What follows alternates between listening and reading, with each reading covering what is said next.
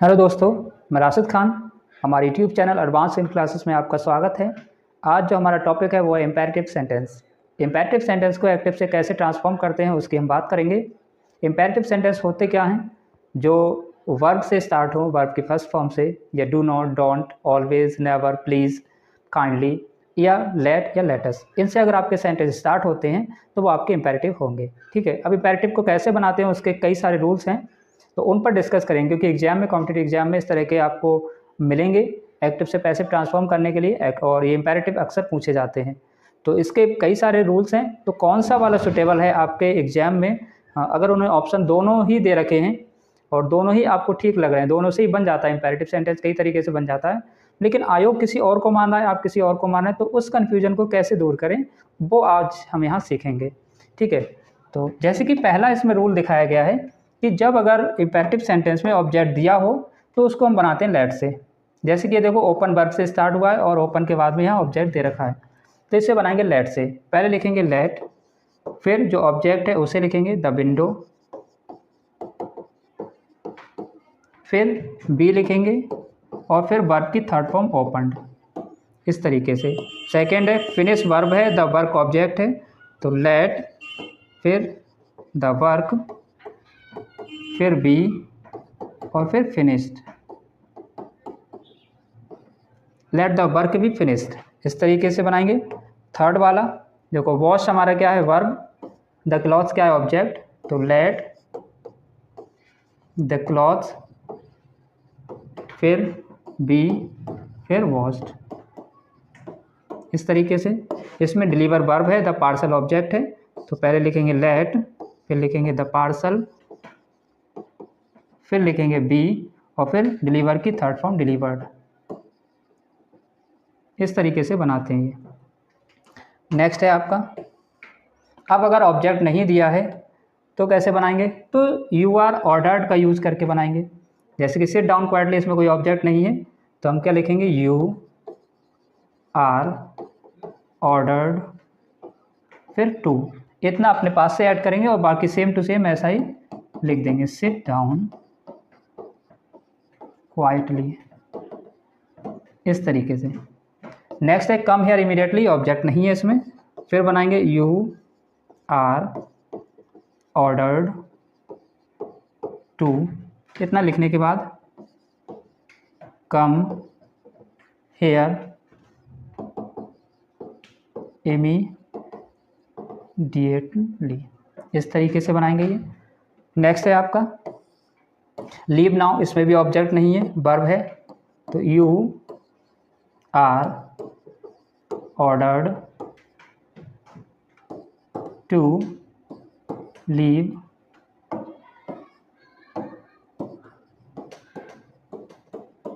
Now, इस तरीके से। मूव अहेड, इसमें ऑब्जेक्ट नहीं है, you are ordered to move ahead.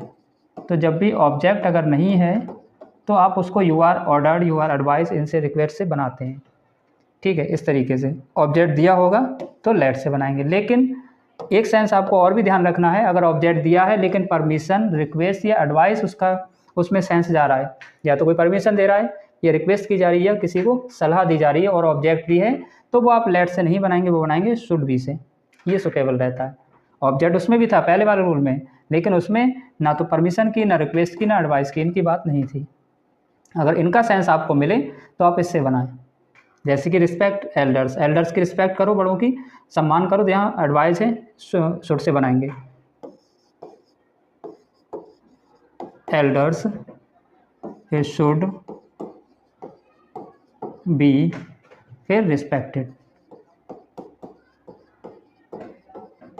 इस तरीके से ये बनाना है। यानी कि जो ऑब्जेक्ट है यहाँ वाला एल्डर्स ऑब्जेक्ट है, फिर शुड बी लिखेंगे, फिर वर्ब की थर्ड फॉर्म लिखेंगे। ये ऑब्जेक्ट को स्टार्टिंग में लिखते हैं, लेकिन ये काम कायगा करता है सब्जेक्ट का। ठीक है, ये वाला ऑब्जेक्ट यहाँ लिखेंगे, फिर शुड बी लिखेंगे, फिर वर्ब की थर्ड फॉर्म लिखेंगे, और ये ऑब्जेक्ट अभी ये बन गया सब्जेक्ट। ठीक है, ओबे टीचर्स, तो टीचर्स यहाँ ऑब्जेक्ट है, लिखेंगे शुरू में टीचर्स, फिर शुड बी ओबेड, इसमें क्या है? सलाह है, तो teacher should be obeyed should से बना। अगर सलाह नहीं होती ये चीज़ें तो आप लेट से बना सकते थे इसको। फॉलो द रूल्स, रूल्स को फॉलो करो, तो द रूल्स, फिर शुड, फिर बी फॉलोड, फॉलो की third form, the rule should be followed. ऐसे ये है प्रोटेक्ट एनिमल्स, एनिमल्स को प्रोटेक्ट करो, तो एनिमल्स स्टार्टिंग में आएगा, एनिमल्स शुड बी प्रोटेक्टेड, इस तरीके से animals should be protected. Next rule है इसमें कि अगर लेट से स्टार्ट हो रहा है और उसमें परमिशन दी गई है, ठीक है, लेट से ही दिया हुआ है और परमिशन की बात है, तो बनाएंगे आई मे बी अलाउड टू, ये आपको ऐड करना है। तो स्टार्टिंग में क्या लिखेंगे, आई मे बी अलाउड टू। अब लेट मी हट जाएगा, सिट हेयर और ऐड कर देंगे यहाँ पर, sit here, I may be allowed to sit here, ठीक है, क्योंकि लेट मी जब भी देंगे तो आप उसको आई मे बी अलाउड से बनाएंगे। फिर I may be allowed to speak now, यानी कि इतना जो पोर्शन है लेट मी वाला उसको हटा देंगे। I may be allowed to add लिखने के बाद speak now as it is लिख देंगे।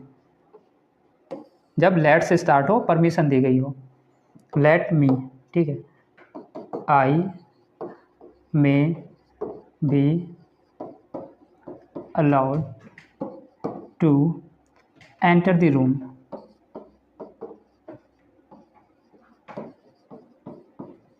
इस तरीके से I may be allowed to enter the room.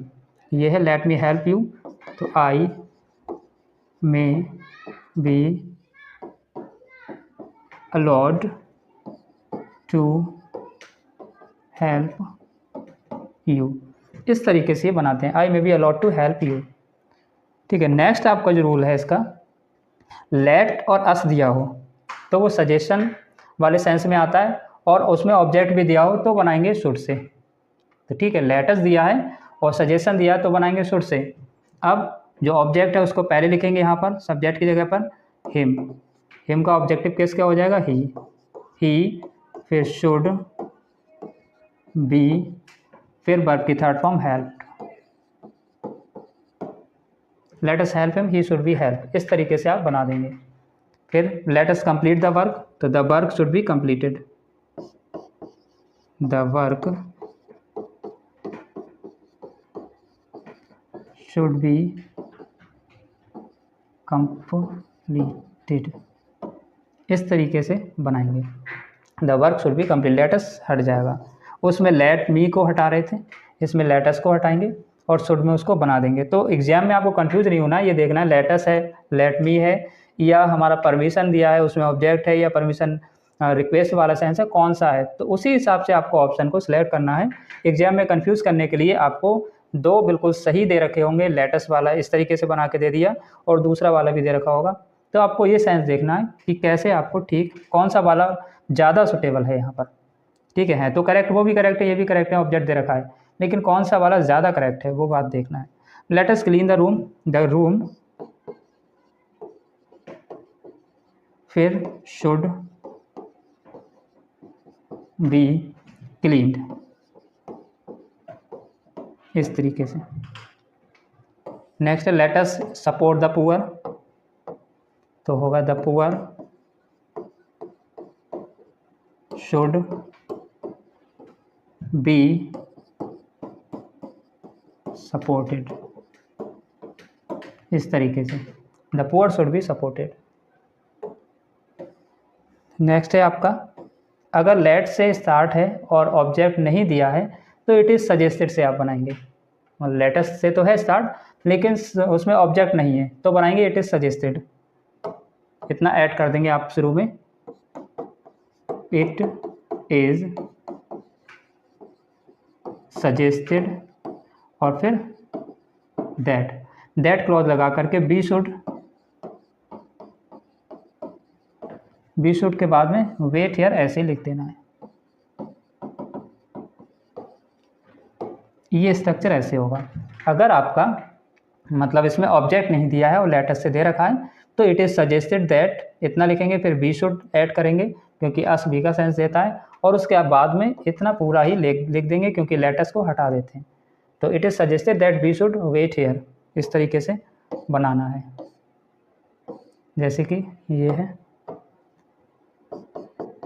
It is suggested that, फिर बी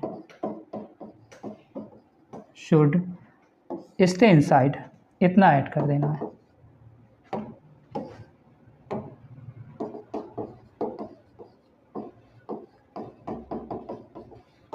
इस तरीके से it is suggested that we should stay inside.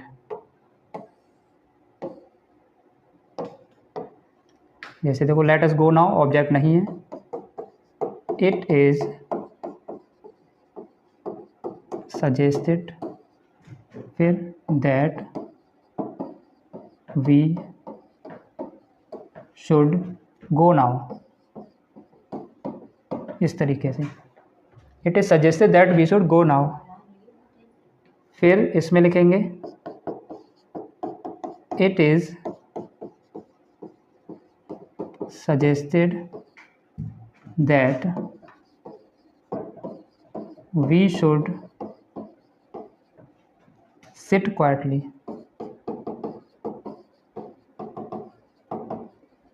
इस तरीके से ये बनाएंगे, it is suggested that we should sit quietly. मुझे उम्मीद है आपको ये सारे जो कन्फ्यूजन है वो दूर हुई होगी। कहाँ ऑब्जेक्ट दिया है तो किस तरीके से बनाएंगे, सेंस कौन सा होना चाहिए, लेटस वाले में ऑब्जेक्ट दिया तो कैसे बनाएंगे, नहीं दिया है तो कौन सा रूल लगेगा, लेट मी दिया है तो कौन सा रूल लगना है, और इन लेट नहीं दिया है, सिंपली वर्ब से स्टार्ट हुआ है और ऑब्जेक्ट दिया है तो कौन सा लगेगा, सिंपली वर्ब से स्टार्ट हुआ है और ऑब्जेक्ट नहीं दिया तो कौन सा रूल लगेगा। तो आपको एग्जाम में ये सारी चीज़ों को ध्यान में रखते हुए ऑप्शन को टिक करना है।